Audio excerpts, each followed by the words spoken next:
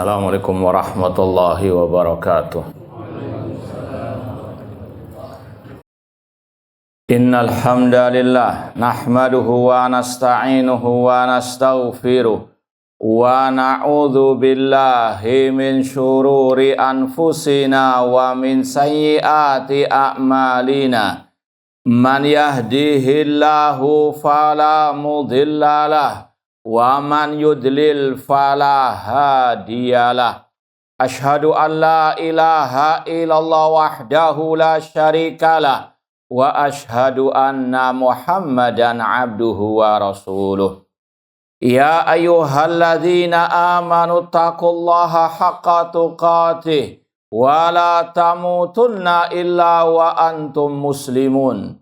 Ya ayyuhan nasu taqu rabbakumul ladzi khalaqakum min nafsin wahidah wa khalaqa minha zawjaha wa batha minhuma rijalan katsiran wa nisaa'a wattaqullaha alladzi tasaaluna bihi wal arham innallaha kana 'alaikum raqibah. Ya ayyuhalladzina amanu taqullaha wa qulu qawlan sadida yuslih lakum a'malakum wa yaghfir lakum dhunubakum wa may yuti'illaha wa rasulahu faqad faza fawzan 'azima. Amma ba'd, fa inna asaqal hadits kitabullah wa khairal hadi hadyu Muhammadin sallallahu alaihi wasallam wa syarrul umuri muhdatsatuha wa kullu muhdatsatin bid'ah wa kullu bid'atin dhalalah wa kullu dhalalatin finnar. Ma'asal muslimin ikhwani fillah wa akhwati, bapak-bapak, ibu-ibu, saudara-saudaraku rahimani wa rahimakumullah. Alhamdulillah, segala puji bagi Allah Subhanahu wa taala yang mempertemukan kita kembali dalam kajian kitab Al-Aqidah At-Thahawiyah oleh Al-Imam At-Tahawi dengan syarah atau penjelasan dari Fadilatul Syekh Muhammad bin Mani' dan Syekh Abdul Aziz bin Baz rahimahumullahu ta'ala. Semoga Allah Subhanahu wa ta'ala senantiasa memberikan kepada kita keistiqomahan dalam belajar akidah salaf dan berpegang teguh dengannya sampai akhir hayat kita nanti. Baik, tadi malam di Masjid Al-Mizan kita mengkaji poin 137 sampai 144 tentang para sahabat Nabi Sallallahu Alaihi Wasallam. Cuma qadarullah ada yang kelewatan poin ke 134 sampai 136. Ya, poin yang terakhir kita bahas di sini bulan lalu, terakhir 133 tentang mendoakan orang yang meninggal dunia dan bersedekah atas nama orang yang meninggal dunia. Itu yang terakhir kita bahas. Cuma sekedar murojaah, apa hukum menghadiahkan pahala kepada yang meninggal dunia? Apa hukumnya menghadiahkan pahala amal ibadah kepada yang meninggal dunia? Kajian bulan lalu. Apa nggak ikut semua kemarin ini?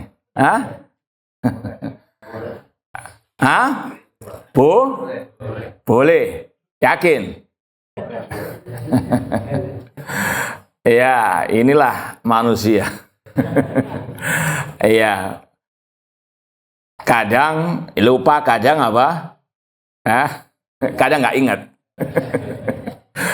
Baik, makanya perlu diulang lagi sedikit. Sudah kita sampaikan menghadiahkan pahala kepada yang meninggal dunia fihi tafsil, ada perinciannya, boleh dan tidak boleh. Boleh kalau ada dalilnya. Contoh menghadiahkan pahala sedekah. Seorang anak atau siapapun kerabat menghadiahkan pahala sedekah untuk yang meninggal dunia. Orang tuanya meninggal dunia, sang anak menyedekahkan, mewakafkan rumahnya atas nama orang tuanya sampai pahalanya. Dalilnya dalam Sahih Muslim, sudah kita baca dalilnya. Demikian pula dengan ibadah haji. Ya, Rasul SAW pernah mendengar seseorang mengatakan labbaik an syubroma. Ya Allah, aku penuhi panggilanmu atas nama Syubruma. Kata Rasul, siapa Syubruma ini? Kata orang itu, akhun li dalam riwayat qoribun li. Dia saudaraku atau kerabatku. Maka Rasul bertanya lagi, hajat an nafsika, apakah engkau sudah berhaji untuk dirimu? Kata orang itu, belum. Hujja an nafsik, hajilah untuk dirimu dulu, baru engkau haji untuk Syubrumah. Ya, sekali lagi, anak tanya, masih ingat enggak? Boleh enggak menghadiahkan pahala ibadah untuk yang meninggal dunia? Baru berapa menit? Belum panas kelihatannya mesinnya. Ya, boleh atau tidak? Boleh dan apa? Tidak boleh. Boleh kalau ada dalilnya seperti ibadah haji tadi, umrah atau sedekah atau puasa. Rasul mengatakan barang siapa yang meninggal dunia masih punya utang puasa, walinya yang memuasakannya. Meskipun ada khilaf apakah puasa Ramadan atau puasa nazar, namun intinya boleh. Ya, puasa dihadiahkan pahalanya untuk yang meninggal dunia, terutama yang memang punya utang puasa. Adapun Al-Baqarah ala fulan, ya, Al-Fatihah an fulan, ini karena tidak ada dalilnya. Man amila amalan laisa alai amruna fahuwa raddun. Barang siapa yang beramal ibadah tidak sesuai dengan ajaranku maka tertolak. Ini ittiba. Kata Imam Al-Auza'i, naduru masunnah haitsu darat. Kata ulama tabi'in yang bernama Imam Al-Auza'i, kita berputar bersama sunnah kemana sunnah itu berputar.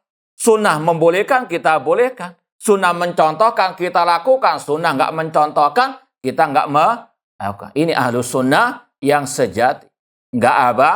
Ngaminteri Rasulullah SAW atau para sahabat Rasulullah SAW. Perlu dites lagi enggak? Insya Allah enggak lah. Baik, sekarang kita lanjutkan poin yang baru 134, masih ada kaitan dengan sebelumnya. Kata Imam At-Tahawi rahimahullah, wallahu ta'ala yastajibu da'awat. Allah Ta'ala yang mengabulkan doa wa yaqdil hajat, dan yang menunaikan hajat. Ini tauhid al-uluhiyah. Inilah perbedaan orang muslim dengan musyrik. Ya, kalau orang musyrik mereka berdoa kepada selain Allah. Mereka meyakini berhala-berhala atau wali-wali yang telah mati bisa mengabulkan doa mereka. Dan ini sudah kita baca ayatnya di syarah. In tad'uhum la yasma'u du'aakum. Jika kalian berdoa kepada mereka yang telah mati, baik nabi, baik wali, mereka tidak mungkin bisa mendengarkan doa kalian. Walau sami'u mastajabu lakum. Seandainya mereka mendengarkan doa kalian, mereka tidak akan mungkin bisa mengabulkan doa. Yang bisa mengabulkan doa hanyalah Allah. Ud'uni astajib lakum. Dalam surat Ghafir 60, Allah mengatakan, berdoalah kepadaku, aku akan kabulkan. Wa idza sa'alaka ibadi anni fa inni qarib ujibu da'wata da'idadaan. Apabila hambaku bertanya kepada engkau Nabi Muhammad tentang diriku, jawablah aku dekat, aku mengabulkan orang yang berdoa kepadaku. Dalam surat Al-Baqarah 186 yang ada kaitan dengan masalah ibadah puasa. Intinya, seorang muslim muslimah, mukmin mukminah wajib meyakini doa adalah ibadah, wajib diserahkan hanya kepada Allah. Tidak boleh berdoa kepada nabi, kepada wali yang telah mati, karena mereka tidak mungkin bisa mengabulkan doa manusia. Mereka sendiri berdoa kepada Allah. Rasul SAW ketika perang Badar dikalah kritis, ya, genting, ya, Allah mengatakan istastaghitsuna rabbakum fastajabalakum. Ingatlah ketika kalian beristighatsah, berdoa minta tolong kepada Allah dikala genting, dan Allah mengabulkan doa kalian. Maka seorang muslim muslimah sekali lagi harus betul-betul meyakini doa hanya kepada Allah. Ad-du'a huwal ibadah. Kata Rasul, doa adalah ibadah. Dan kita selalu mengatakan iyyaka na'budu wa iyyaka nasta'in. Ya, cuma sangat disayangkan berapa banyak kaum muslimin tiap hari berapa kali membaca ayat ini, tapi masih minta-minta kepada wali yang telah mati, kuburan keramat. Na'udzubillahi min dalik. Padahal Allah mengatakan dalam ayat selanjutnya tadi, wa yaumal qiyamati yakfuruna bisyirkikum. Pada hari kiamat mereka mengkufuri, mengingkari kesyirikan kalian. Allah mengatakan doa kepada selainnya syirik. Ya, ini yang kita katakan pertemuan yang terakhir kemarin di sini, bahwasanya yang mengatakan syirik bukan Wahabi.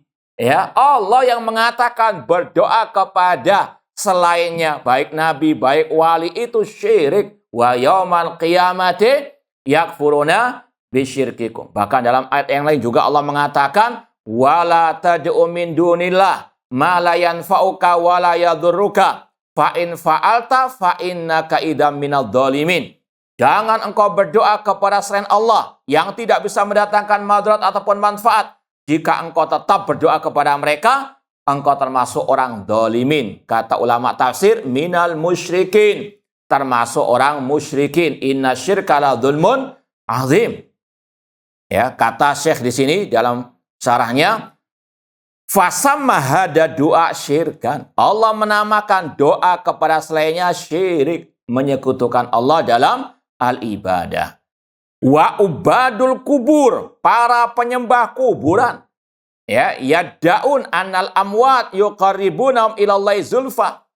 Para penyembah kuburan, mereka mengklaim yang meninggal dunia tersebut adalah orang-orang yang akan mendekatkan mereka kepada Allah dengan sedekat-dekatnya. Allah bantah dalam surat Az-Zumar ayat yang ketiga, walladzina takhadu min duni auliya ma na'buduhum illa liyuqarribuna ilallahi zulfa.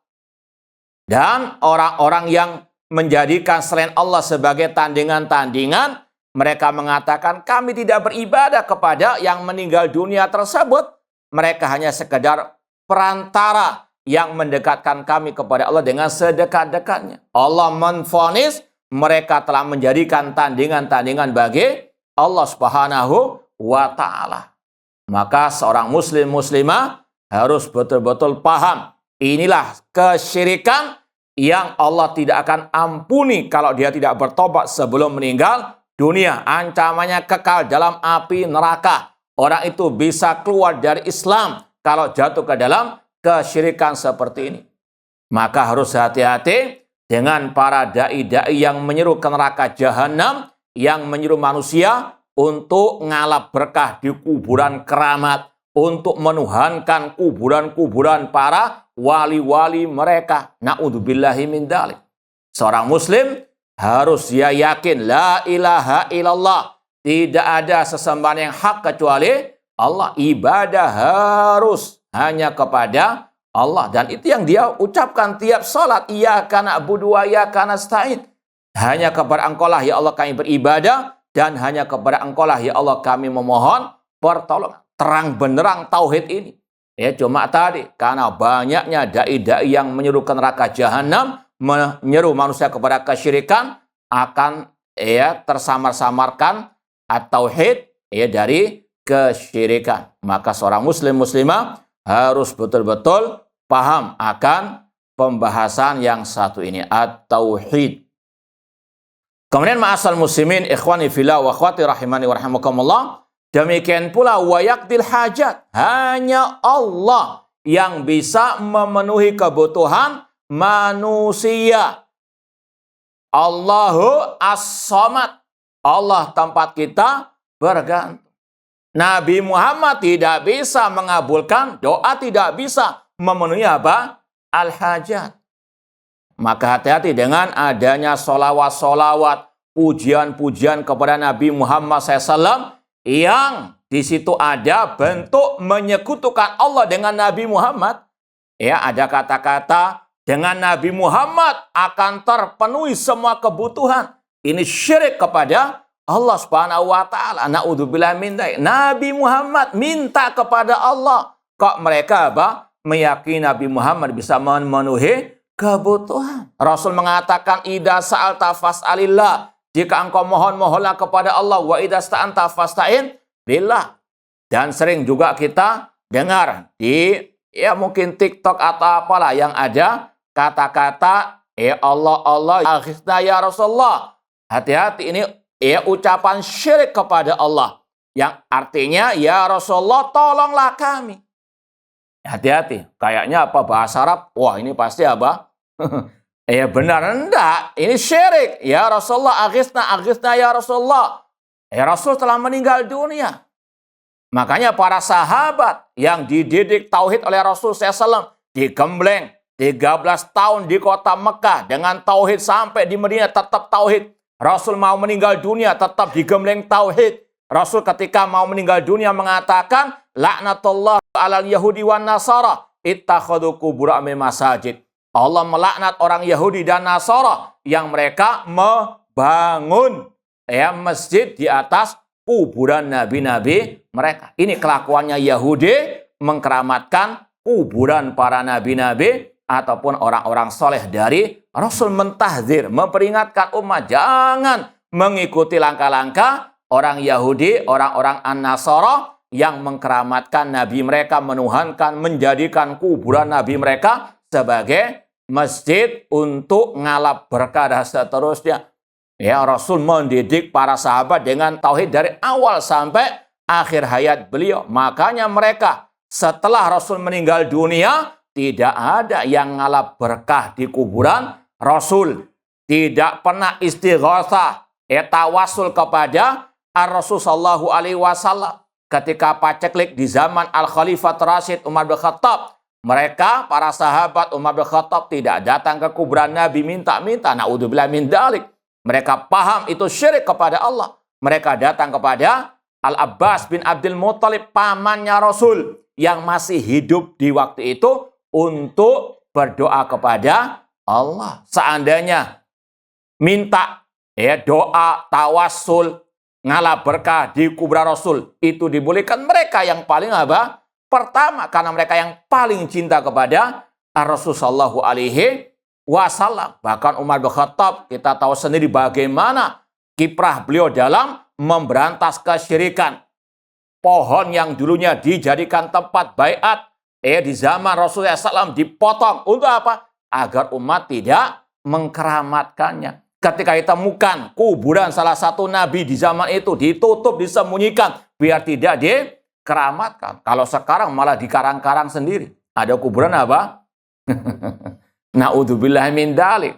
Ini sekali lagi bedanya para sahabat, mereka Allah muliakan. Mereka yang bisa menaklukkan dua negara dikuasa Romawi dan Persia karena tauhid mereka.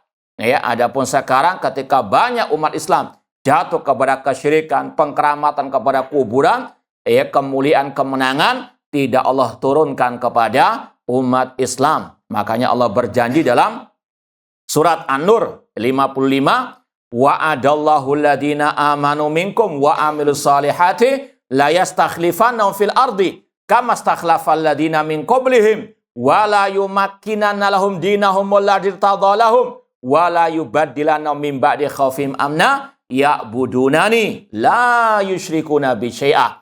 Allah berjanji kepada orang yang beriman di antara kalian dan yang beramal saleh untuk Allah menjadikan mereka sebagai penguasa di atas muka bumi ini, sebagaimana Allah menjadikan orang-orang sebelum mereka sebagai penguasa, dan Allah kokohkan agama yang Allah ridhoi bagi mereka, dan Allah rubah ketakutan mereka dengan keamanan. Syaratnya ya'budunani, mereka harus beribadah kepadaku saja, la yusyrikuna bi syai'a, tidak berbuat syirik. Ya, selama umat Islam masih jatuh ke dalam kesyirikan, maka tidak akan mungkin Allah turunkan pertolongannya. Umat Islam akan menang, akan jaya dengan tauhid dan ittiba kepada sunnah Rasulullah sallallahu alaihi wasallam. Poin 135, ini masih juga ada kaitan dengan sebelumnya. Wa yamliku kulla syai'. Allah yang memiliki segala sesuatu. Kita beribadah hanya kepada Allah. Kita memohon hanya kepada Allah. Karena Allah yang memiliki segala sesuatu. Allah Al-Khaliq. Allah Al-Malik. Allah Rabbul Alamin. Allah yang menciptakan segala sesuatu. Itu yang berhak diibadah. Itu yang berhak diminta-mintai. Ya, adapun nabi, adapun wali tidak bisa menciptakan, tidak memiliki apapun. Seperti dalam ayat tadi surat Fatir 14, walladzina tad'una min duni ma yamlikuna min qitmir. Yang kalian seru selain Allah tidak memiliki meskipun kulit ari, yaitu kulit yang menempel di bijinya kurma. Ayusyrikuna ma la yakhluqu syai'an wa hum yukhlaqun. Kata Allah, apakah mereka menyekutukan Allah dengan makhluk yang diciptakan dan mereka tidak bisa menciptakan? Seorang muslim muslimah wajib meyakini Allah satu-satunya Rabbul Alamin, satu-satunya yang menciptakan, mengatur alam semesta, dan yang memiliki segala-galanya. Makanya harus diibadahi semata, tidak boleh disekutukan dengan yang lainnya. Inilah yang dikatakan oleh para ulama, tauhidur rububiyah yastalzimu tauhidal uluhiyah. Tauhid rububiyah mengharuskan tauhid uluhiyah. Artinya, kalau seorang hamba telah meyakini Allah yang menciptakan, mengatur, menguasai alam semesta, kewajibannya, kelazimannya hanya beribadah kepada Allah. Dan inilah yang ditegakkan oleh Allah atas orang musyrikin jahiliyah. Orang musyrikin jahiliyah, seperti yang sudah sering kita sampaikan, mereka bukan tidak tahu tentang Allah. Mereka bukan orang yang tidak paham Allah Al-Khaliq. Mereka paham Allah Al-Khaliq, Ar-Razik. Tapi kenapa kok mereka dikatakan musyrikin? Karena mereka tidak melanjutkan konsekuensi tauhid rububiyah, mengibadahi hanya kepada Allah. Wala in sa'altahum man khalaqas samawati wal arda la yaquluna Allah. Jika engkau bertanya kepada orang musyrikin jahiliyah, siapa yang menciptakan langit dan bumi? Serentak mereka menjawab Allah. Itu tauhidnya orang musyrikin jahiliyah. Tauhid apa? Rububiyah tok. Namun uluhiyahnya mereka sekutukan dengan selainnya. Padahal Allah berfirman, Rabbus samawati wal ardi wa ma bainahuma fa'budhu wastabir li ibadati. Allah Rabb langit dan bumi dan apa yang ada di antara keduanya. Apakah titik sampai di sini? Tidak. Ya, Allah melanjutkan fa'budhu, ibadahilah Allah. Dalam surat, kalau nggak salah Maryam, yang disebut oleh para ulama tadi. Tauhid rububiyah mengharuskan tauhid uluhiyah. Kalau orang itu sudah meyakini Allah pencipta, pengatur, penguasa alam semesta, kelanjutannya, follow up-nya, fa'budhu, ibadahi Allah semata. Makanya di sini digandengkan antara doa kepada Allah dengan Allah yang memiliki segala sesuatu. Wala yamliku syai'. Adapun sesuatu tidak memiliki, Allah menguasai Allah. Wala ghina anillahi tarfata ain. Dan semua makhluk itu senantiasa butuh kepada Allah. Ya, makanya kita diajari setiap hari zikir pagi dan petang. Ya Hayyu ya Qayyum birahmatika astaghith aslih li sya'ni kullahu wa la takilni ila nafsi tarfata ain. Ya Allah yang maha hidup lagi maha berdiri sendiri, dengan rahmatmu aku mohon pertolongan kepadamu. Dan sudah sering kita juga sampaikan dalam kajian-kajian, dalam hadis Rasul, dalam ayat Quran, semua doa hanya kepada Allah. Rabbi zidni ilma, Rabbana atina, Rabbana hablana min azwajina. Dalam zikir-zikir doa-doa Rasul enggak ada kata-kata ya Rasulullah aghisna, ya wali fulan, ya Abu Bakar. Enggak ada. Ya, itulah bedanya agama Islam dengan agama kaum musyrikin. kalau agama Islam menyeru kepada tauhidullah, agar umat berdoa mohon pertolongan hanya kepada Allah. Contoh dalam tadi zikir pagi dan petang, ya hayy ya qayyum, wahai zat yang maha hidup, yaitu Allah Subhanahu wa taala. Ya hayy ya qayyum birahmatika astaghits. Istighatsah kepada Allah, bukan istighatsah kepada Rasul seperti dalam ungkapan tadi, ya Rasulullah aghitsna atau aghitsna ya Rasulullah. Ini bedanya agama Islam dengan agama syirik. Na'udzubillahi min dzalik. Ya hayy ya qayyum birahmatika astaghits, aslih li sya'ni kullahu. Ya Allah yang maha hidup lagi maha berdiri sendiri, aku mohon pertolongan kepadamu dengan rahmatmu dan perbaiki segala urusanku, wala takilni ila nafsi tarfata'in. Dan jangan engkau sandarkan diriku kepadaku meskipun hanya sekejap mata. Kata para ulama, setiap hembusan nafas kita, detak jantung kita, setiap kejapan mata kita selalu butuh kepada Allah. Contoh, kita nggak mungkin bisa mengejapkan mata kecuali dengan apa? Pertolongan Allah. La haula wala quwata illa billah. Ini tauhid yang diajarkan oleh Rasulullah sallallahu alaihi wasallam. Wa man istaghna 'anillah tarfata'in faqad kafara. Kata Imam At-Tahawi rahimahullah, barang siapa yang tidak butuh kepada Allah meskipun sekejap mata, dia kafir. Karena Allah Al-Ghani, sedangkan manusia, ya ayyuhan nasu antumul fuqara ilallah. Wahai manusia, kalian adalah orang yang fakir kepada Allah. Makanya ketika kita mendengarkan muadzin mengumandangkan hayya 'alas shalah, kita ikrarkan apa? Apa jawaban kita? La haula wala quwata illa billah. Ini ikrar kita, tidak ada daya dan kekuatan kecuali dengan pertolongan Allah. Kita nggak mungkin bisa hadir di majelis ini kecuali dengan pertolongan dari Allah. Sekali lagi, manusia la haula wala quwata illa billah. Barang siapa yang mengklaim dirinya nggak butuh kepada Allah meskipun sekejap mata, dia kafir. Karena sekali lagi, Allah al-hayyu al-qayyum, Allah subhanahu wa ta'ala as-samad, tempat manusia bergantung. Wasara min alil hain, dan dia termasuk orang yang binasa. Kata pensyarah, al-hain ay al-halak, orang itu termasuk orang yang binasa. Makanya hati-hati dengan training-training yang memang otaknya hanya dunia, fulus. Kalau mereka ngasih training, kalian pasti bisa, pasti berhasil, kita punya. Na'udzubillah min dzalik. Dikasih sakit perut sudah apa? Dikasih fulus sedikit aja sudah. La haula wala quwata illa billah. Jangan sombong, enggak ada yang bisa apa? Memastikan berhasil. Sekali lagi, manusia la haula wala quwata illa billah. Makanya Imam Ibnu Abil Izzi Al-Hanafi, yang mensyarah kitab Aqidah Thahawiyah, beliau pernah mengatakan, bersandar, bergantung kepada usaha kerja sendiri, itu syirik dalam tauhid. Karena ana punya tim yang solid, karena ana punya kepintaran dan sebagainya, kita na'udzubillah.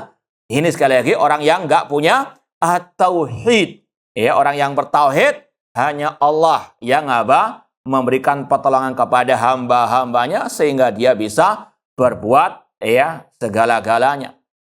Ikhwani fillah wa akhwat rahimani wa rahmakumullah.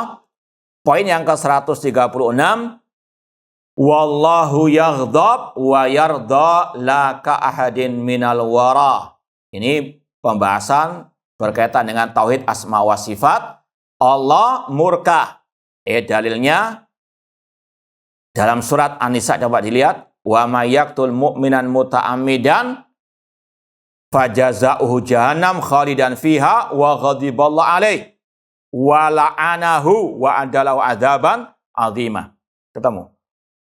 Barang siapa membunuh orang mukmin dengan sengaja, maka baginya neraka jahanam kekal selama-lamanya dan Allah murka kepadanya. Wa ghadiballahu alaihi. Ayat berapa? 93. Nah, wa ghadiballahu alaihi, ini dalil Allah punya sifat murka. Namun kata Imam Tahawi, namun sifat-sifat Allah nggak sama dengan sifat makhluk. Tetapkan Allah punya sifat, tapi nafikan, sucikan dari penyerupaan terhadap apa? Makhluk. Dan sudah kita sampaikan, persamaan dalam kata tidak mengharuskan persamaan dalam hakikatnya. Manusia punya ilmu, Allah punya ilmu, namun berbeda apa? Hakikatnya. Allah punya sifat kehidupan al-hayyu, manusia juga punya sifat kehidupan, nggak sama antara apa? Kehidupan Allah dengan kehidupan manusia. Manusia penuh dengan kekurangan, Allah maha sempurna. Sama dengan sifat murka, sifat wajah, sifat tangan, sifat istiwa.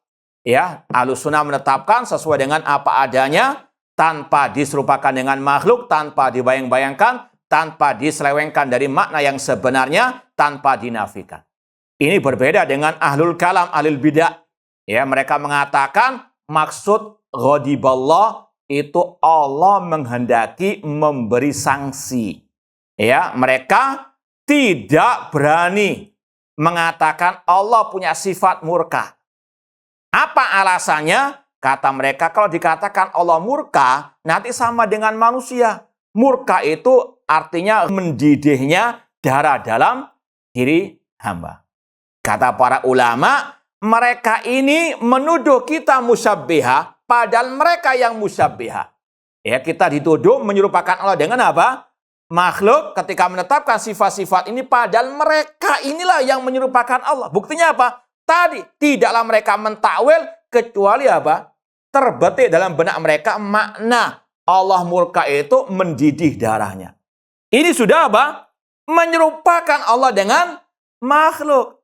Tapi inilah yang namanya maling teriak maling. Kita dituduh musyabbiha menyerupakan Allah dengan makhluk hanya karena kita menetapkan Allah punya sifat al-ghadab. Tapi mereka apa? Lupa mereka yang sudah menyerupakan Allah dengan makhluk. Paham ya? Seperti ketika Allah berfirman Ar-Rahman al-Arsy istawa, yang terbetik pertama dalam benak mereka, kalau ditetapkan Allah di atas arsy, itu kayak lampu di atas kita. Ini sudah apa?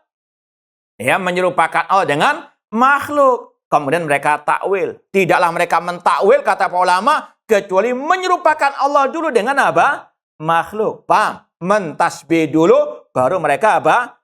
Mentakwil. Inilah sekali lagi ahlul bid'ah maling teriak, maling hati-hati. Taib. Wallahu yaghdab wa yarda. Ahlussunnah mengatakan Allah murka sesuai dengan kebesarannya. Jangan diartikan murka itu apa? Ya, mendidih darahnya. Ini tasbih dengan makhluk. Ya, cukup katakan Allah murka. Dalam bahasa Arab, ghadiba, murka. Sebagai dalam ayat yang kita baca tiap hari. Ghairil maghdubi alaihim. Ya, orang Yahudi itu maghdub, dimurkai oleh Allah. Ya sudah, terjemahkan, artikan Allah murka sesuai dengan apa? Kebesarannya. Jangan ditakwilkan dengan, oh maksudnya itu Allah menghendaki memberi sanksi, iradatul intiqam. Kalau mau dikejar, dibantah lagi, kata para ulama, kalian lari dari menetapkan Allah punya sifat murka dengan alasan nanti serupa dengan sifat murkanya makhluk. Tapi kalian jatuh kepada menyerupakan Allah dengan sifat makhluk yang lain, yaitu sifat iradah, menghendaki. Manusia punya sifat kehendak atau tidak? Iya. Itulah sekali lagi ahlul bid'ah mencela-menceli. Paham? Lari dari satu sifat dengan alasan takut menyerupakan dengan makhluk, tapi juga jatuh ke dalam apa? Seperti tadi juga istiwa, kalau diartikan istiwa itu Allah di atas arsy, nanti sama dengan apa? Ya, makhluk di atas makhluk yang lain. Maka artinya menguasai. Loh, makhluk nggak punya sifat menguasai? Ini namanya mencela-menceli. Paham? Ahlussunnah konsisten menetapkan semua sifat Allah yang tercantum dalam Al-Quran dan Sunnah tanpa menyerupakannya dengan makhluk. Nah, kemudian wayarda, Allah punya sifat ridha. Ya juga sama, ditetapkan apa adanya. Kalau ahlul bidah tadi ditakwilkan, nggak mau menetapkan sifat ridha. Buktinya, antum kan hafal sifat yang 7 itu. Hafal enggak? Sifat pitu atau sifat 20. Ada nggak sifat murka, sifat ridha? Nggak ada. Kenapa? Mereka takwilkan dengan al-iradah, kehendak. Kalau murka diartikan Allah menghendaki memberi sanksi. Kalau ridho diartikan Allah menghendaki memberi pahala. Padahal ayatnya radhiyallahu anhum wa radu'an. Ahlus sunnah tidak menetapkan Allah punya sifat ridho sesuai dengan apa? Kebesarannya. Enggak bisa ditakwil-takwilkan. Nah, makanya kata Imam Tahawi, la ka'ahadin minal wara. Tetapkan tanpa diserupakan. Inilah bedanya as-salaf ahlus sunnah yang sejati dengan yang imitasi. Taib, sekarang kita sambung poin 145. Masih kaitan dengan para sahabat Rasulullah SAW. Kata Imam At-Tahawi rahimahullah, wa man ahsanal qaula fi ashabi Rasulullah SAW wa azwajihi at-tahirat min kulli danasin wa dzurriyyatihi al-muqaddasin min kulli rajsin faqad bari'a minan nifaq. Barang siapa yang baik ucapannya kepada para sahabat Rasulullah SAW dan kepada istri-istri beliau yang suci dari segala kejelekan atau keburukan, dan baik ucapannya kepada keturunan Rasulullah SAW yang disucikan dari segala bentuk kekejian, maka dia telah jauh dari kemunafikan. Yang pertama, ini tadi malam sudah kita bahas, 5 sikap Ahlussunnah terhadap para sahabat Nabi. Ringkasnya yang pertama, kewajiban setiap muslim-muslimah mencintai para sahabat, memuji semua para sahabat, mendoakan para sahabat dengan kebaikan. Dan yang keempat, tidak mencela, tidak benci kepada seorang pun dari sahabat Rasul. Dan yang kelima, mengikuti jejak para sahabat Rasul sallallahu alaihi wasallam. Makanya di antara ucapan Imam Tahawi, barang siapa yang baik ucapannya memuji para sahabat, maka dia jauh dari kemunafikan. Dan ini yang telah disabdakan oleh Rasul dalam Sahih Bukhari Muslim, ayatul iman hubbul ansar, ayatul nifaq bughdul ansar. Tanda keimanan mencintai kaum al-ansar, para sahabat Rasul, dan tanda kemunafikan membenci kaum al-ansar. Jazakumullah khair. Rasul mengatakan al-ansar la yuhibbum illa mu'minun wa la yubghidum illa munafikun. Kaum al-ansar tidaklah yang mencintai mereka kecuali orang beriman, dan tidaklah yang membenci kaum al-ansar kecuali orang munafik. Ya, makanya Syiah Rafidah qatalahumullah, mereka kufar munafikun. Ya, kelompok Syiah Rafidah ini sudah kita sampaikan tadi malam panjang lebar. Mereka mengkafirkan para sahabat kecuali sedikit saja. Bahkan mereka mengklaim Abu Bakar wa Umar itu di neraka. Aisyah juga demikian. Na'udzubillah min dzalik. Maka sekali lagi harus ada bara, berlepas diri, benci kepada Syiah Rafidah qatalahumullah. Meskipun seandainya mereka perang dengan orang Yahudi, tetap wajib benci kepada mereka karena mereka musuh para sahabat Rasul sallallahu alaihi wasallam. Dan itu termaktub dalam kitab-kitab mereka. Bahkan di YouTube bagaimana mereka tadi mengklaim Abu Bakar, Umar, Utsman, Aisyah dan Hafsah di neraka. Na'udzubillahi min dzalik. Maka sekali lagi harus ada al-bara. Dan ini yang dikatakan oleh Imam Tahawi. Tadi malam kita sudah membaca ucapan Imam Tahawi, wa nubghidu man yubghiduhum. Kita wajib membenci orang yang membenci para sahabat. Wa bi khair yadhkuruhum. Dan wajib kita membenci yang mencela para sahabat Nabi sallallahu alaihi wasallam. Ini akidah Ahlus Sunnah wal Jamaah. Kemudian demikian pula orang yang memuji istri-istri Rasulullah SAW yang at-tahirat, yang suci dari segala kejelekan. Ini berdasarkan firman Allah surat Al-Ahzab ayat ke-33. Liyudhiba ankum riza ahlal bait wa yutahhirakum tathira. Untuk Allah menghilangkan kekejian, kekotoran dari kalian, ahlal bait, yaitu isi-isi Rasulullah sallallahu alaihi wasallam. Ini juga bantahan kepada kelompok Syiah Rafidah tadi yang mencaci maki, bahkan tadi mengklaim Aisyah dan Hafsah di neraka. Na'udzubillah min dzalik. Ini ummahatul mukminin. Antum misalnya, antum tahu sendiri, ibu antum muslimah, antum tahu bahwasanya ya mereka luar biasa berjasa kepada antum. Dikatakan, ibu enti di neraka, gimana? Ya? Apa antum senyum-senyum? Apa antum ya mendukung? Naudzubillah min dzalik. Apalagi ummahatul mukminin. Ya, yang Allah katakan mereka adalah ibu-ibu orang beriman. Dikatakan di neraka oleh Syiah Rafidhah qatalahumullah. Ya, maka harus ada apa tadi? Al-bara al-bughd kepada orang-orang Syiah Rafidhah qatalahumullah. Dan inilah yang sudah kita sampaikan, bedanya kelompok dakwah salafiyah dengan kelompok pergerakan. Kalau kelompok pergerakan, mereka masih mencintai tokoh-tokoh mereka meskipun jelas-jelas mencaci maki para sahabat Rasulullah SAW. Kelompok Ikhwan Muslimin, tokohnya Said Qutb diantaranya mencaci maki Muawiyah. Kelompok Hizbut Tahrir dengan tokohnya Taqiyuddin Nabhani mengeluarkan Muawiyah dari sahabat Rasul, tapi mereka tetap menghormati. Naudzubillah min dzalik. Padahal akidah Ahlussunnah mengatakan yang membenci mencaci maki satu saja sahabat Rasul wajib dibenci, dijauhi, bukan malah ditokohkan.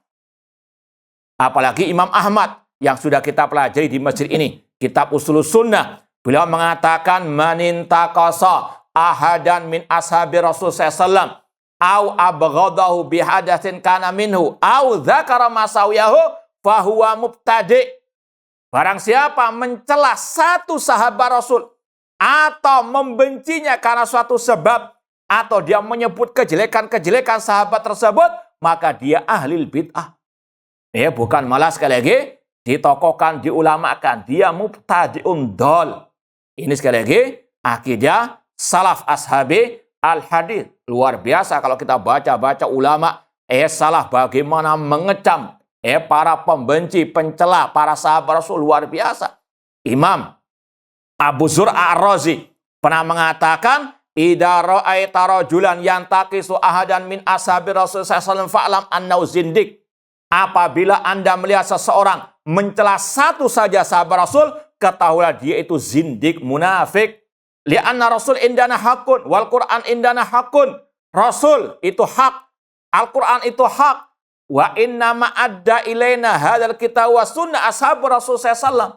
Sesungguhnya yang menyampaikan kepada kita Al-Quran dan Sunnah para sahabat Rasul.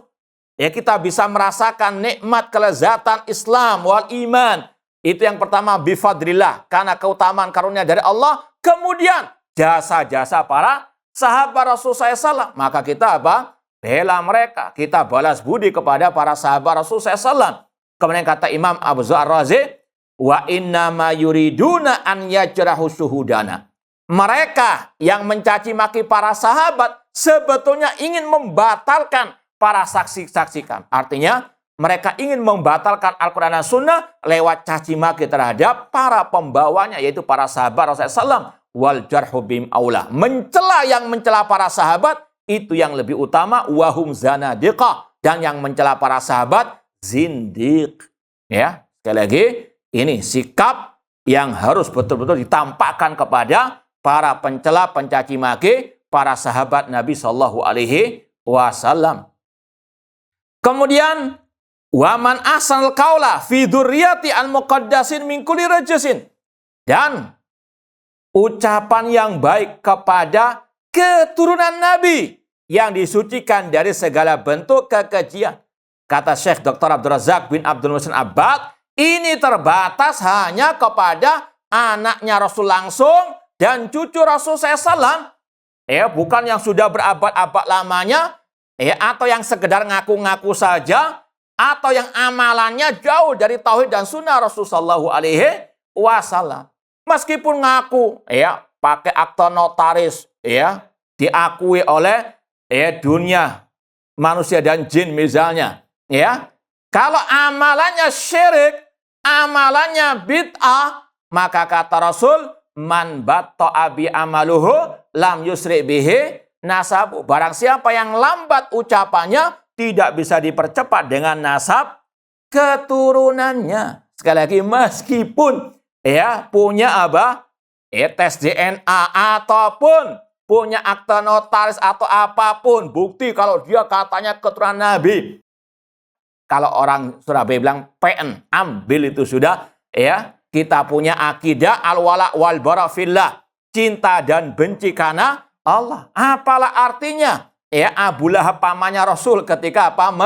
Menolak dakwah atau tabat yada Abi Lahabin. Paman Rasul langsung Abu Thalib di neraka. Ya, ketika apa? Tidak mengikuti at-tauhid. Apalagi keturunan sudah berabad-abad, lamanya nggak laku. Kalau apa? Nggak ikut ajaran Rasul, nggak ikut at-tauhid. Maka umat Islam jangan mau dibodohi oleh mereka. Ya, Islam mengajarkan cinta dan benci karena Allah, bukan karena nasab apa?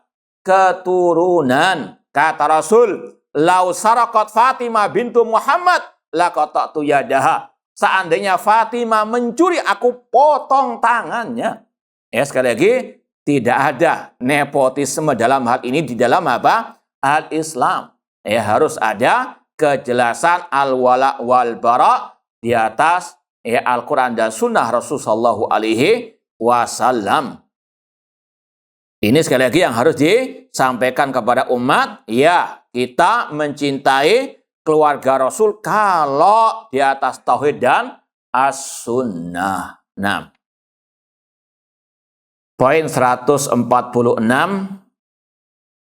Wa ulama'us salaf minas sabiqin wa man ba'dahum minat tabi'in ahlul khairi wal athar wa alil fiqhi wan nadhar la yudkarun illa bil jamil wa man dzakarahum bisu'in fahuwa ala gharis sabil.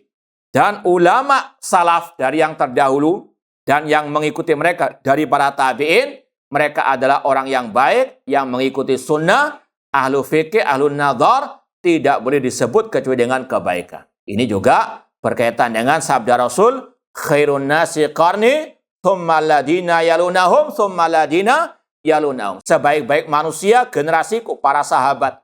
Kemudian setelah mereka, para tabi'in. Dan para tabi'u, at-tabi'in. Ini yang kita teladani. Ya, seandainya mereka bukan dari ahlul bait pun tetap kita ikuti. Selama walladzina taba'uhum bi ihsan. Rasul memuji mereka. Itulah yang dinamakan dengan as-salafu as-saleh. Dan itulah dakwah salafiyah. Dakwah yang hanya menyeru kepada tadi ajaran sahabat, tabi'in dan tabi'ut tabi'in yang mereka di atas Al-Quran dan Sunnah Rasulullah SAW. Kita memuji mereka. Barang siapa yang mencela mereka, kata Imam At-Tahawi, maka dia di atas jalan yang sesat. Makanya kata Imam Abu Hatim Ar-Razi dalam kitab beliau As-Sunnah wa I'tiqaduddin, alamatu alil bid'ah al-waqi'atu fi alil athar. Tanda alil bid'ah kalau mencaci maki alil athar. Di antaranya sahabat, tabi'in dan tabi'u at-tabi'in. Ya, kewajiban kita membela mereka, menghormati, mencintai mereka sesuai dengan kedudukan mereka. Dan yang lebih utama tadi, yaitu meneladani ajaran para as-salafu as-saleh. Kata Imam Al-Auza'i rahimahullah, isbir nafsaka ala sunnah, waqif haitsu waqafal qaum, wa kufa amakafu anhu, wa kul bima qalu, wasluk sabila salafika saleh, fa innahu yasauka ma wasi'ahum. Kata Imam Al-Auza'i rahimahullah, bersabarlah di atas sunnah Rasul dan katakan apa yang dikatakan oleh mereka, yaitu para salafus saleh. Berhentilah kemana mereka berhenti, karena mencukupimu apa yang mencukupi mereka, dan ikutilah jalan para as-salaf. Yang dimaksud tadi sahabat, tabi'in dan tabi'u at-tabi'in, dan juga ulama-ulama yang mengikuti jejak mereka. Poin 147. Mohon maaf, kita nggak pakai penerjemah sekarang. Kita terjemahkan biar waktunya lebih efisien. Kata beliau, wala nufaddil ahadan minal auliya ala ahadin minal anbiya alaihimus salam. Kita tidak boleh mengutamakan seorang pun dari para wali-wali di atas seorang pun dari para nabi. Wa naqul nabiyyun wahidun afdal min jamil auliya. Satu nabi itu lebih mulia daripada semua para wali. Ya, seandainya ada wali, betul-betul wali, tidak boleh diutamakan dari nabi. Ini kata pak ulama membantah dua kelompok sesat, kelompok Sufiyah dan Syiah Rafidah.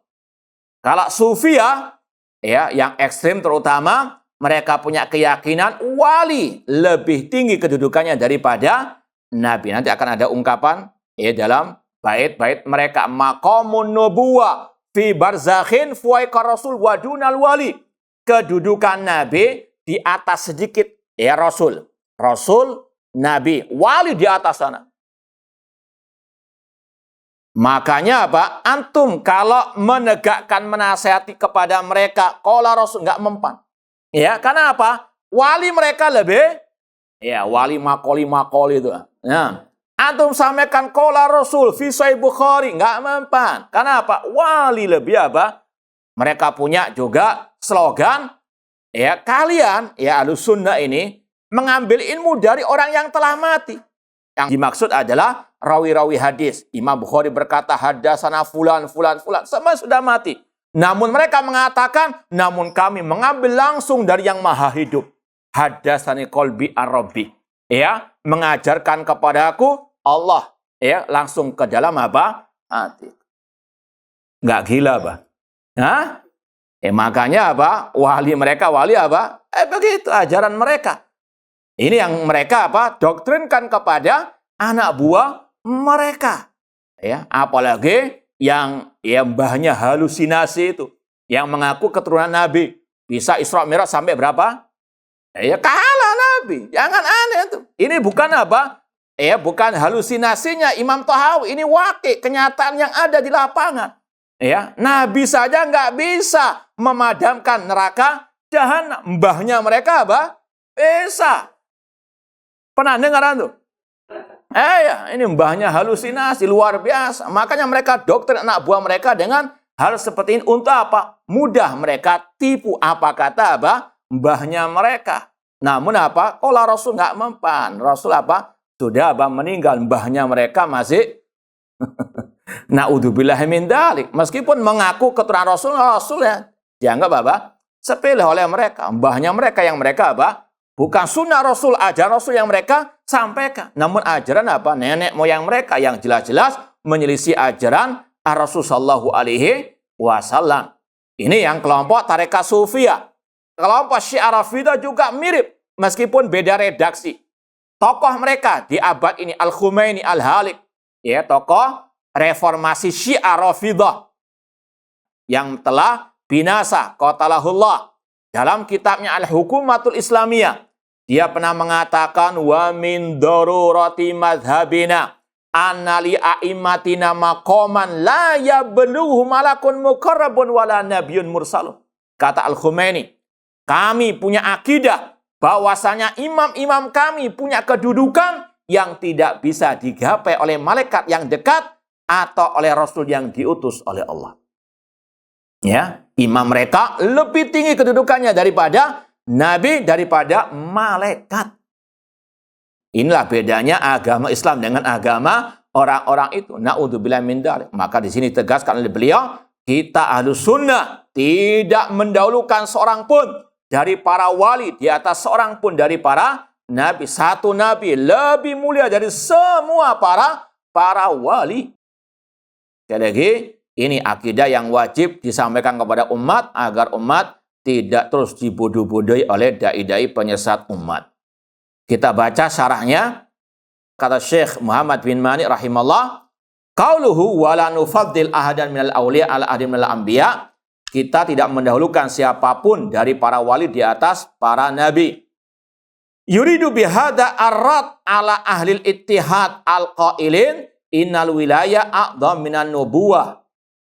Ucapan Imam Tahawi ini ditujukan kepada tadi ahli ittihad, terutama dari kalangan tasawuf, yang mengatakan kewalian itu lebih agung, lebih utama dari kenabian.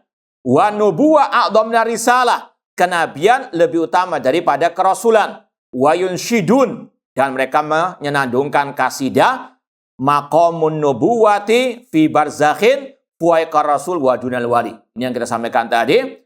Kedudukan nabi itu sedikit fuwaika, ya sedikit di atas rasul. Namun dunal wali, la wali apa?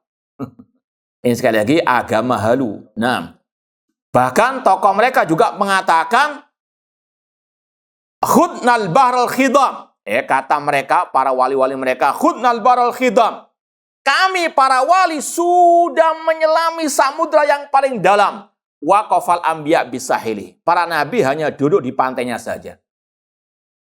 Nah, ini sekali lagi pelecehan kepada para al-anbiya. Ini akidah mereka. Ini bukan. Makanya sekali lagi tidak heran kalau mereka tadi hanya menyampaikan karomah tokoh mereka bisa terbang dan sebagainya. Ini bukan sulapan ini.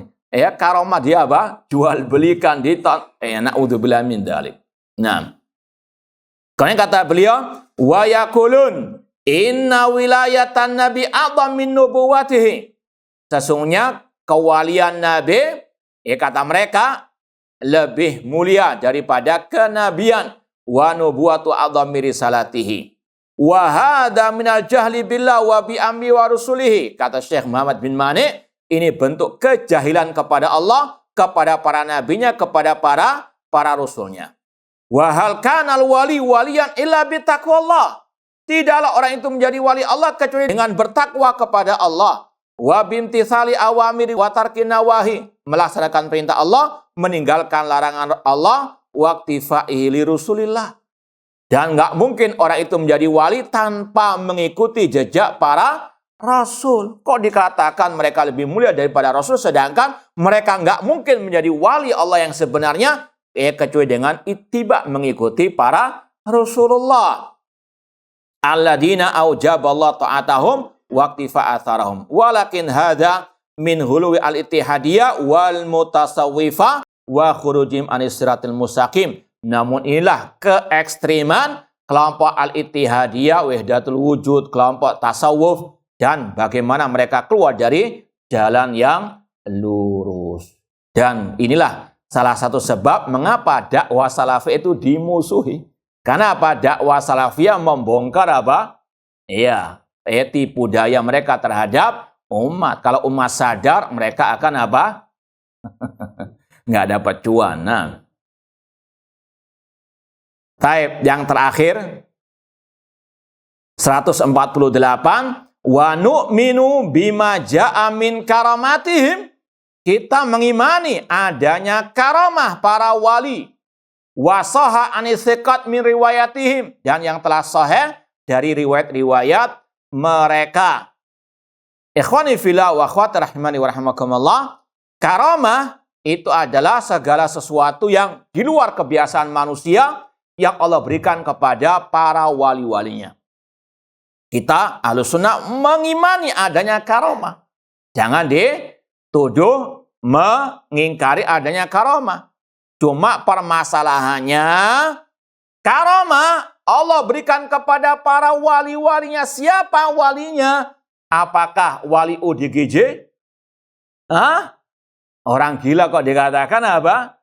Kita nggak mau jadi wali kalau apa? Syaratnya ODGJ. Diharuskanlah sedikit, jangan keras-kerasan tuh. Iya, wali ODGJ lah, jangan wali gila, majnun. Taib. Dalam Islam namanya wali Allah syaratnya alladzina amanu wa kanu yattaqun. Dalam surat Yunus 62 sampai 63, ala inna auliya Allah la khaufun alaihim wa lahum yahzanun alladzina amanu wa kanu yattaqun. Ketahuilah, wali-wali Allah tidak merasa takut, tidak bersedih hati. Siapa mereka? Alladzina amanu wa kanu yattaqun. Yang beriman, bertauhid, dan bertakwa kepada Allah. Takwa melaksanakan perintah Allah. Orang gila bisa enggak melaksanakan perintah Allah? Bisa sholat? Na'udzubillah min dzalik. Ini syarat menjadi wali Allah. Alladzina amanu wa kanu yattaqun. Rasul tegaskan dalam hadis Sahih Bukhari, hadis tentang wali. Qala Allah, man adali waliyan faqad adantu bil harbi. Kata Rasul, Allah berfirman, barang siapa memusuhi wali-waliku, aku akan mengumumkan perang kepadanya. Wa ma taqarraba ilayya abadi bisain ahabba ilayya mimma iftaratuhu. Syarat wali Allah, kata Allah sendiri dalam hadits qudsi ini, tidaklah hambaku mendekatkan dirinya kepadaku dengan yang lebih aku cintai daripada yang aku wajibkan. Di antaranya salat. Bisa nggak wali ODGJ itu salat? Ini syarat menjadi wali Allah versi Allah Subhanahu wa ta'ala, bukan versi orang yang majnun tadi. Na'udzubillah min dzalik. Bahkan kalau antum dengar luar biasa, ya mereka mengkeramatkan wali. Kalau antum kan sering mendengar, ya wali yang halu itu kalau ditanya sholatnya di mana, di Mekah, padahal dia di Jakarta misalnya. Halu. Ini untuk membodohi umat saja. Malah sholat, ngakunya wali, nggak sholat, tapi kalau ditanya sholatnya di... Ini masih belum seberapa halusinasi mereka. Ini dibahas oleh para tokoh-tokoh mereka. Yaitu apa? Di antara karomah para wali, Ka'bah itu tawaf kepada para wali. Hah? Antum pegang, masih waras ya? Itu ada dalam kitab-kitab mereka. Bahkan dari situ ada pembahasan fikihnya. Ini sekali lagi, itulah manusia halu. Paling halu sudah mereka alul bidah. Kalau sekedar tadi, wali sholatnya di Mekah, meskipun dia di Jakarta, itu sudah biasa itu. Ini lebih dahsyat lagi. Ka'bah tawaf kepada para wali. Apa kelanjutannya? Dibahas dalam fikih mereka. Kalau Ka'bah sedang tawaf kepada para wali, orang yang sholat menghadap kemana? Itu dibahas oleh mereka. Paham tuh? Alhamdulillah antum masih dikasih. Alhamdulillah, makanya alal akidati as-sahihah ini luar biasa, nikmat yang luar biasa di sana lah, untuk walinya saja majnun. Sekali lagi, itu yang ada pada mereka. Sedangkan sekali lagi Al-Quran mengatakan, hadis mengatakan tadi, namanya wali yang beriman bertakwa kepada Allah. Rasul saja tawaf di Ka'bah, bukan Ka'bah tawaf kepada itu wali. Mereka katanya Ka'bah, pergi tawaf mencari apa?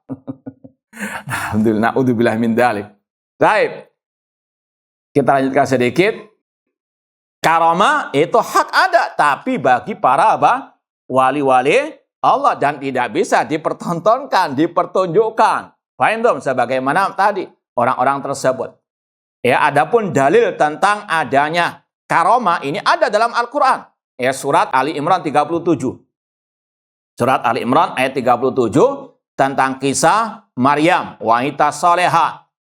Allah mengatakan, kullama dakhala 'alaiha Zakaria al-mihrab wajada indaha rizqa qala ya Maryamu anna laki hadza qalat huwa min indillah. Ketika Zakaria menemui Maryam di tempat salatnya, dia mendapatkan rezeki di sisi Maryam. Ditanya, dari mana rezeki ini? Maryam mengatakan min indillah, dari Allah. Kalau antum buka tafsir Ibnu Katsir, yang dimaksud rezeki tersebut buah-buahan musim panas ada di samping Maryam di musim dingin, buah-buahan musim dingin ada di sisi Maryam di musim panas. Padahal zaman itu nggak ada kulkas. Paham? Otomatis kalau buah-buahan musim dingin, ketika musim panas sudah apa? Busuk, sudah habis. Namun ini tetap ada. Ini karomanya wanita yang soleha Maryam. Ini kata pak ulama, dalil ada karomah. Cuma bagi tadi alladzina amanu wa kanu yattaqun. Kita baca sedikit ucapan pensarah Syekh Muhammad bin Mani. Karamatul auliya hakun sabitun bil kitabi wa sunnah. Karamah para wali itu hak ada, ditetapkan dalam Al-Quran dan Sunnah. Tapi sekali lagi bukan tadi karamah ala orang-orang yang halu. Wahia mutawatiratun, dan itu mutawatirah. La yungkiruha illa ahlul bidah. Tidaklah yang mengingkari karamah kecuali ahlul bidah, kal Mu'tazilah, seperti kelompok Mu'tazilah. Jadi kalau mau diperinci lagi, Ahlus Sunnah pertengahan dalam segala hal. Di antaranya dalam masalah karamah antara kelompok tasawuf dan Mu'tazilah. Kalau tasawuf berlebihan, iya ada karamah. Bahkan orang gila pun punya apa? Karamah. Apa karamahnya? Enggak malu telanjang bulat di siang bolong. Iya namanya gila. Na'udzubillah min dzalik. Seperti tadi juga karamahnya mbahnya mereka bisa memadamkan api neraka jahanam. Na'udzubillah. Sekali lagi, alhamdulillah ala al-aqidati as-sahihah. Ini yang berlebihan menetapkan apa? karomah. Ada pula yang mengingkari kelompok Mu'tazil. Ahlussunnah mengatakan, ini pertengahannya Ahlussunnah, karomah itu ada. Dalilnya tadi, surat Al-Imran ayat 37 tentang Maryam, dan sekaligus juga sampaikan oleh ulama Ahlussunnah wal Jamaah, itu ijma' as-salaf, para sahabat, tabi'in, tabi'ut tabi'in, mereka punya banyak al-karamah, tapi bukan untuk dipertontonkan, bukan untuk pertunjukan. Contoh karamah sebagian para sahabat Rasulullah SAW, di antaranya yang masyhur kisah Safinah, pembantunya Rasulullah SAW. Ini dibawakan oleh Imam Ibn Rajab Al-Hambali dalam syarah hadis Ihfadillah Yahfadka dalam kitab Jami' Ulum wal Hikam. Beliau, Safinah, pembantu Rasul, pernah terdampar di sebuah pulau terpencil, kemudian disamperi oleh singa atau harimau. Namun tidak diterkam, tidak diganggu, malah dibawa kepada tempat yang aman untuk keluar dari pulau terpencil tersebut. Ini kita imani. Ini adalah sahabat Rasul, pembantunya Rasul. Bahkan dia pernah mengatakan kepada singa tersebut, ketika bertemu, ana Safinah maula Rasulullah SAW. Aku Safinah, pembantunya Rasulullah SAW. Karena beliau wali Allah. Kita yakini para sahabat semuanya wali-wali Allah. Adapun antum jangan coba-coba pergi ke Ragunan, ana. Kata macanya sopo kon.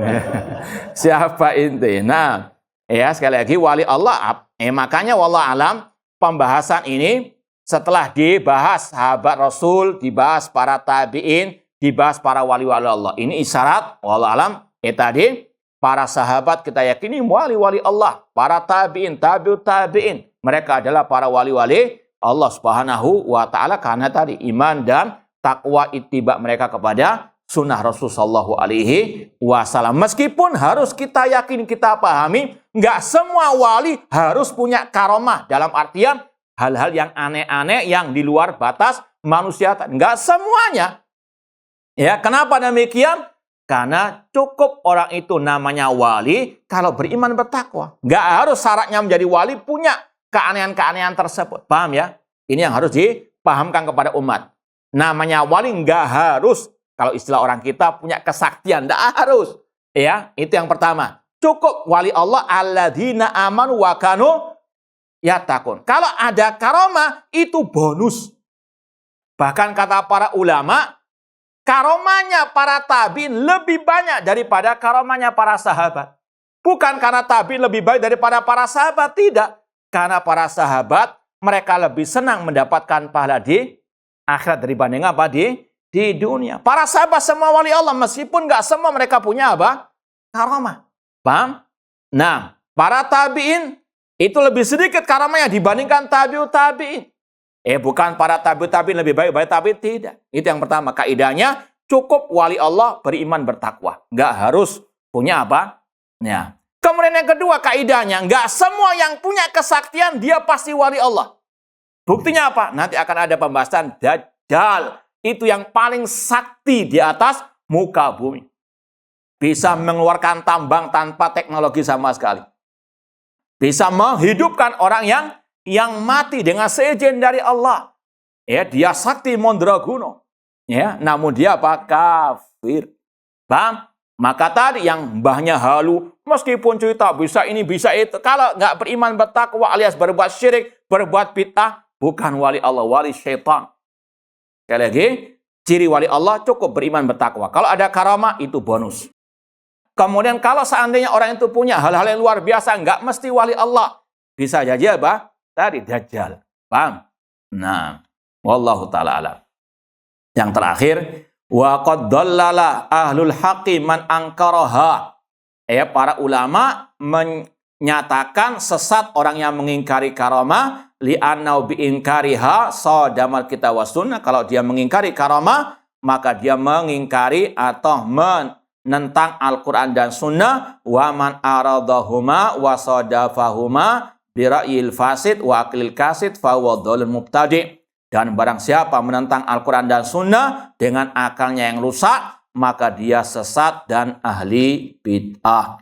Wallahu ta'ala alam. Semoga Allah subhanahu wa ta'ala menjadikan kita sebagai wali-walinya fid dunya wal akhirah. Taib, kalau ada pertanyaan, tafadhalu. Tafadhal, silakan Pak. Bismillah.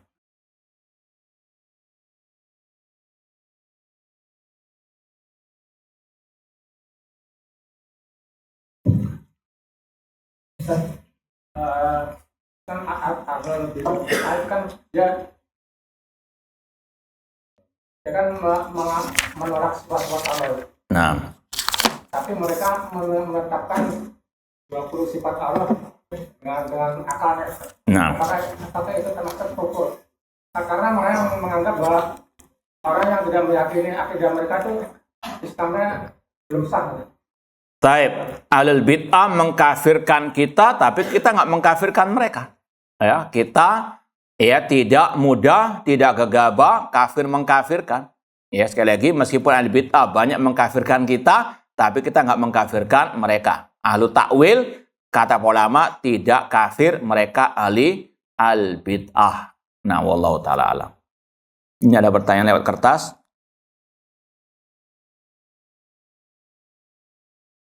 Apakah boleh seorang anak mendoakan orang tua yang meninggal namun meninggalnya dalam keadaan kafir? Tidak boleh. Dalam ayat surat At-Taubah, tidak sepatahnya bagi Nabi dan orang yang beriman memohonkan ampun kepada orang tua mereka, karib kerabat mereka, setelah jelas mereka adalah ashabul jahim, yaitu orang-orang kafir. Allah mengatakan, wala tusalli ala ahadim minhum mata abada dzalika bi annahum kafaru billahi wa rasulih.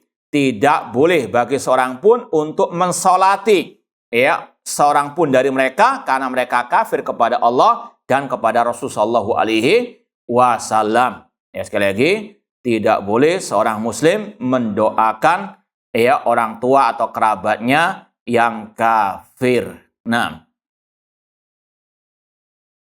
jatuh ke dalam keharaman kalau dia mendoakannya. Itu sekali lagi larangan dari Allah Subhanahu wa ta'ala. Nah, Allah ta'ala alam. Ada yang lain?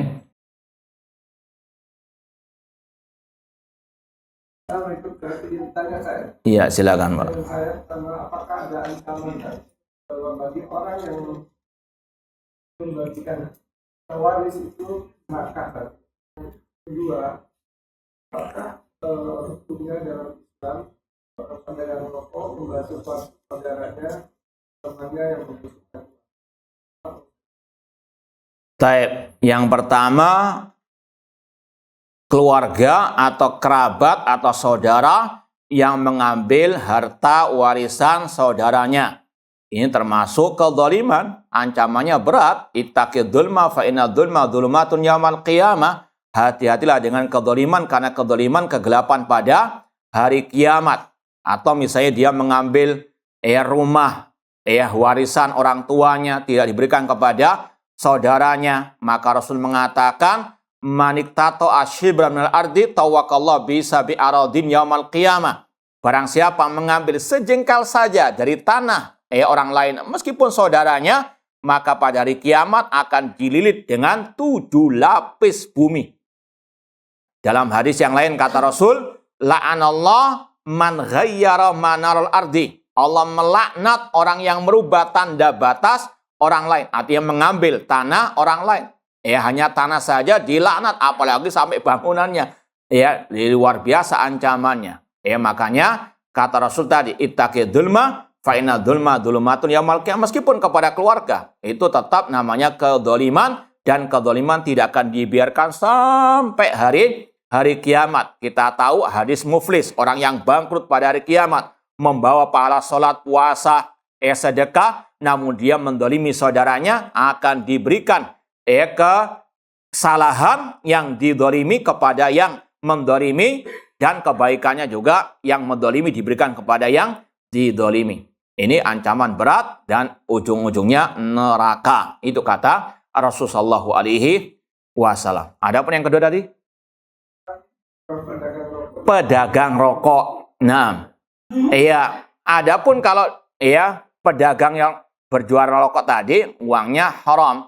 ya, akan tapi yang dibantu dia tidak ada apa?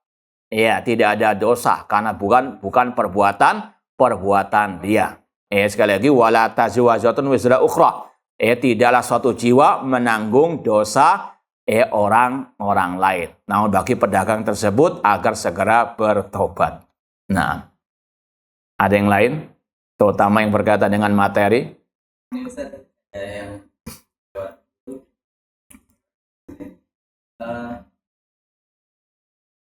mengenai pembahasan yang semalam nanti yang paling banyak adalah Muawiyah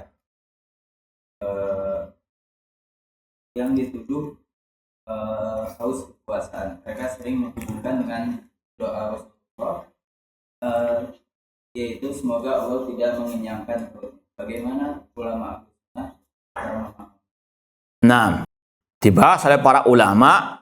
Yang pertama, Rasul juga mendoakan Muawiyah dengan doa-doa yang sangat banyak, yang sangat baik, yaitu diantaranya Allahumma ja'alhu hadiyan wa mahdiyah. Ya Allah, jadikan dia yang memberi petunjuk dan diberi petunjuk. Dan Rasul mengatakan dalam hadis yang sahih, setiap orang yang aku doakan dengan sesuatu yang jelek, tapi dia tidak layak, maka jadikan itu sebagai pahala atasnya. Itu diantara bantahan ulama terhadap hal tersebut.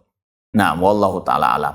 Dan ijma ulama tidak ada yang melecehkan Muawiyah atau mencela Muawiyah bin Abi Sufyan kecuali al-bid'ah. Nah, dan alil bid'ah kebiasaannya mencari yang mutasyabihat, yang samar-samar, meninggalkan yang muhkamat. Bagaimana puja Rasul yang sangat banyak, doa Rasul yang sangat banyak kepada Muawiyah dengan doa yang baik, itu yang mereka tidak ambil. Nah, kurang lebihnya mohon maaf. Wa jazakumullah khairan. Aku qouli hadza wa akhiru da'wana anil hamdulillahirabbil alamin. Wassalamualaikum warahmatullahi wabarakatuh.